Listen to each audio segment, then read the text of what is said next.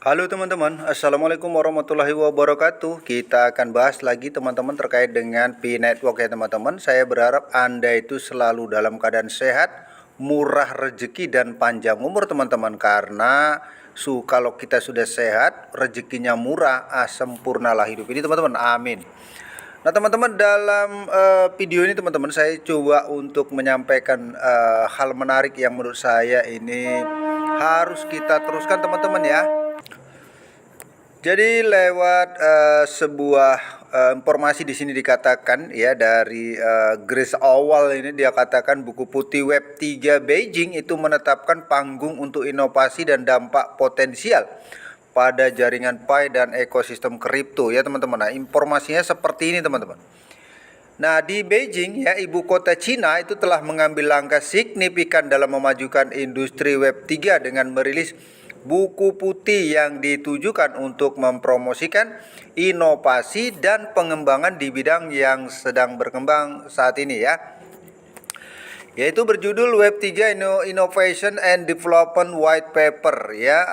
Jadi 2003 ya.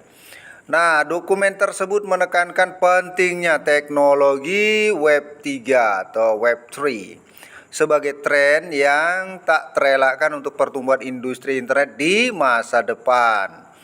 Menurut laporan dari outlet berita lokal The Paper, Komisi Sains and Teknologi Kota Beijing, juga dikenal sebagai Komisi Administratif ya, Taman Sen Zhongguancun, meluncurkan buku putih hari ini. Pengumuman ini menarik perhatian mengingat waktu yang disebutkan oleh CEO Binance yang menunjukkan bahwa peraturan kripto Hong Kong dijadwalkan mulai berlaku minggu depan.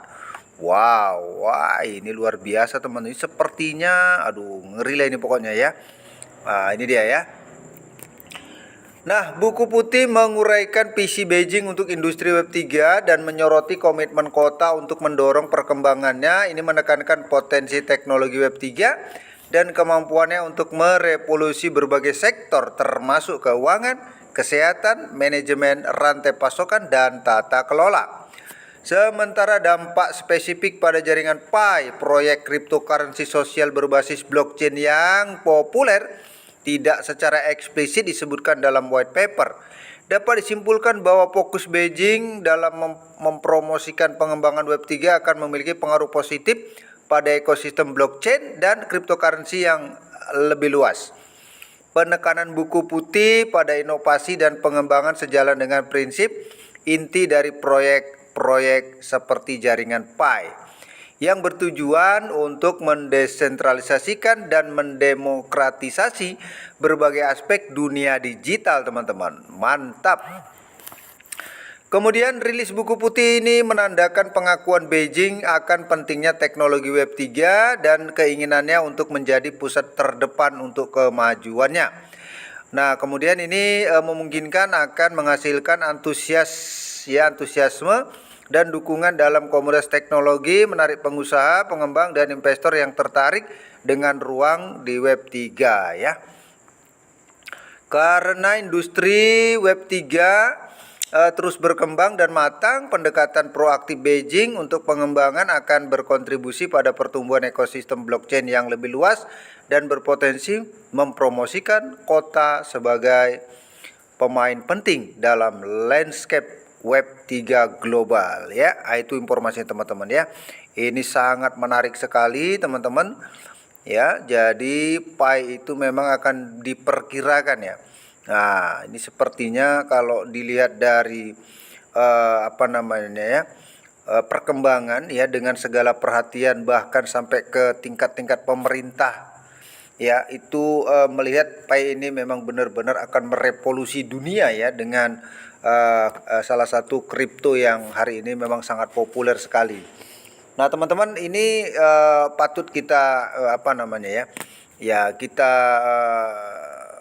terima ya sebagai kabar yang sangat menyenangkan, karena kalau hal ini juga nanti berlaku di Indonesia, kalian bisa bayangkan betapa dahsyatnya, betapa akan luar biasanya ya ketika kalian memiliki Pi, dan Pi itu nanti ke depannya akan menjadi mata uang digital yang akan digunakan untuk kita melakukan berbagai macam barter atau jual beli ya, terkait dengan barang-barang yang kita inginkan. Maka saya pikir ini adalah sesuatu yang benar-benar luar biasa lah, intinya seperti itu.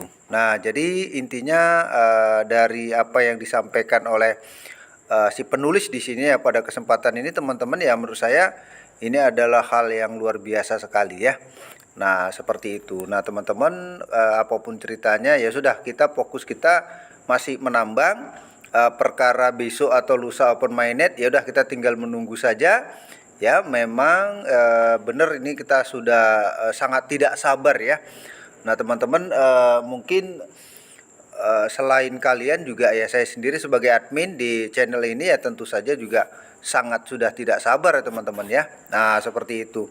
Dan buat teman-teman yang belum KYC, menurut saya ya segeralah ya, segera KYC. Karena kan pada dasarnya sih itu bagian untuk kita melakukan KYC itu sudah terbukanya sebenarnya, cuma mungkin masih banyak yang belum melakukan KYC ya, atau mungkin ada problem-problem di bagian handphonenya yang tidak mendukung, atau ya mungkin karena berbagai hal atau berbagai faktor yang menyebabkan masih ada kendala dalam melakukan KYC. Kalau misalnya handphone yang kita gunakan tidak mendukung untuk kita melakukan KYC, ya sebaiknya diganti dulu dengan handphone yang lain. Mudah-mudahan bisa hasilnya benar-benar bagus dan bisa diterima, kurang lebih seperti itu ya. Rata-rata itu pada bagian kamera itu nanti yang bermasalah ya teman-teman ya. Nah, itu saja informasinya, semoga bermanfaat, dan assalamualaikum warahmatullahi wabarakatuh.